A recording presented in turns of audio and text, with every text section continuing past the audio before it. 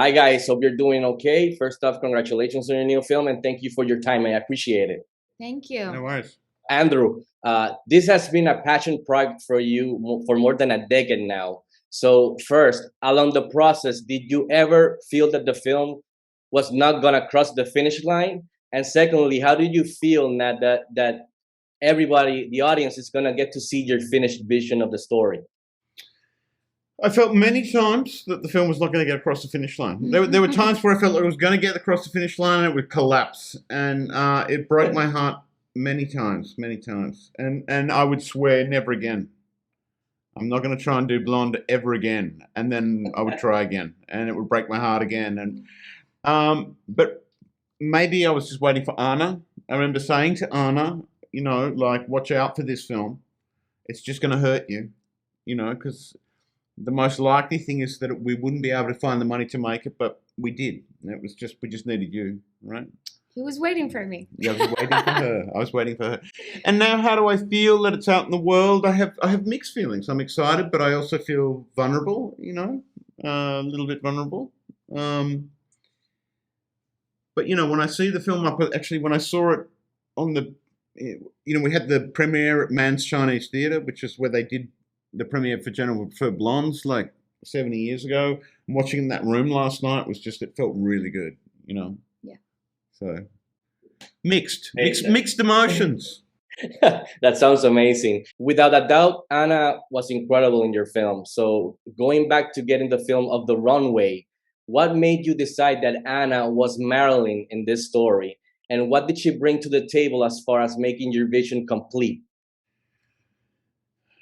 I saw her on television. She was in a movie called Knock Knock, and I thought, yes, that girl looks like Marilyn Monroe, and she was compelling. Like when she was on screen, I watched her. And then she came in, like, took a while. She was like we're in the same country, and she came in and we had a meeting. Then she came in and read for it, and I don't know, dude, she's pretty good. You know what I mean? Like take 3, I could see that she could do it. She had a lot of speeds in her gearbox. And yeah, it's pretty instant when you find the person. It's pretty instant. But I think, what does she bring to it? Anna glows from within. Anna, you can see what the fuss is about. I mean, the thing is, she's not only got to be, the person playing Marilyn Monroe, you have to understand, why is everybody else so interested? And with Anna, you can understand.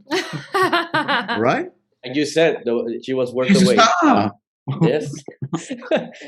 Two of the various things I really enjoyed about Blonde was the structure you decided on, where the audience gets to put the pieces together along the way. The same with the film's aspect ratio and photography, which is always changing and shifting. So I want to ask you, why did you decide to tell the story this way, and what was your primary intent behind these techniques?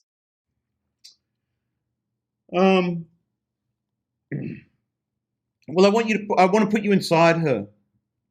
But I also want to put her inside the collective memory of her, so you feel like she's sort of trapped in that. But one of the best ways to evoke the period, one of the best ways to evoke the feeling of her life is the photographs that we already know, and the idea was to make it like a sort of an avalanche of imagery that we already know from Marilyn Monroe's life, but we change the meaning of all those images according to how she feels. Because we become Marilyn Monroe with her. We're Norma Jean and we become Marilyn. And Marilyn is both an armor and a prison, But what I'm really trying to do is I'm trying to make a film where the primary relationship is between the viewer and the character, and that we understand her. And nobody else in the story does, so we feel very protective of her. It's a very sort of intimate relationship with her. And then we just have to watch the whole thing like being in a car with no brakes. It's just going faster and faster and faster, and there's, hard to avoid the crash. I appreciate the style, sir. Before you go, we've got to take a photo. We've got to take a photo of this setup, right? What do you mean, this setup? Can I just take a picture? Why? It's I don't look how understand. crazy it is. You like Grogu or Kermit the Frog? This way? Sideways. Yeah. Yeah. Okay. He's the director. Always director.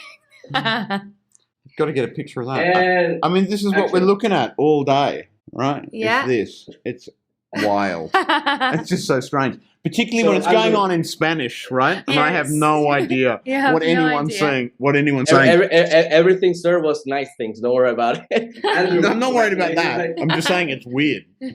Congratulations Yeah. again on your new film, sir, and thank you for your time. I Gracias. really appreciate it. Stay safe.